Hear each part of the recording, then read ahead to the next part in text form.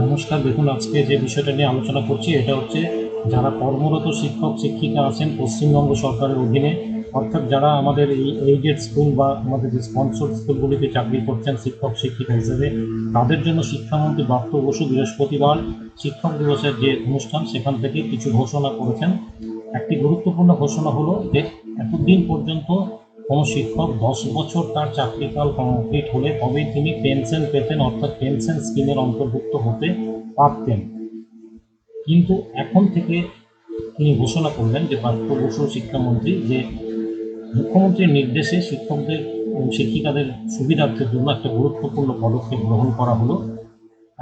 সরকারি অবসরকালীন ভাতায় অন্তর্ভুক্ত হতে গেলে, অর্থাৎ পেনশন স্কিমে, এতদিন কিন্তু কম করে টানা 10 বছর কন্টিনিউয়াস চাকরি করতে হতো শিক্ষক শিক্ষিকাদের।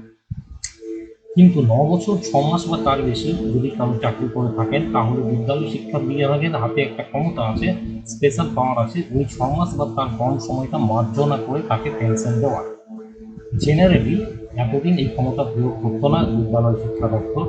অধিকাংশ ক্ষেত্রেই টিচারদেরকে হাইকোর্টে গিয়ে সেখান থেকে তাদেরকে অর্ডার নিয়ে আসতে হতো। এই অসুবিধার দিকগুলোকে মাথায় রেখে, মানবিক দিকগুলোকে বিচার করে, ওই যে 6 মাসের ব্যাপারটা, এটা কিন্তু আইন করে দিলেন। এবং ওই অর্থাৎ এখন থেকে যেটা দাঁড়ালো, যে 10 বছর নয়, কারো 9 বছর 6 মাস হয়ে গেলে তিনি কিন্তু পেনশন পাবেন, অর্থাৎ পেনশন স্কিমের আওতায় পড়বেন সেই শিক্ষক এবং শিক্ষিকা। 10 বছর না হলেও 9 বছর 6 মাস, অর্থাৎ 9.5 মাস তার চাকরি হলেও তিনি কিন্তু তার ওই ঘাটতিটা 6 মাসের তার মিটিয়ে দেবে বিদ্যালয় শিক্ষা বিভাগ, তাকে আর হাইকোর্টে ছুটতে হবে না। পাশাপাশি শিক্ষক, পড়ুয়া এবং শিক্ষাকর্মীদের অভাব অভিযোগ শোনা এবং নিষ্পত্তিকরণে একটি হোয়াটসঅ্যাপ নম্বর চালু করলো শিক্ষা দপ্তর।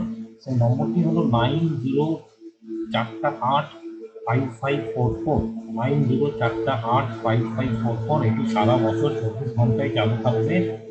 অভিযোগ পাওয়ার পর একটি অ্যাকনলেজমেন্ট পাঠানো হবে সেই ক্যান্ডিডেটকে, এবং অভিযোগ যাচাই করে একটা বিশেষ দল গঠন করা হয়েছে। এই দলের প্রতিনিধিরা এই অভিযোগ খতিয়ে দেখবেন এবং তার দ্রুত সমাধানে উদ্যোগী হবেন।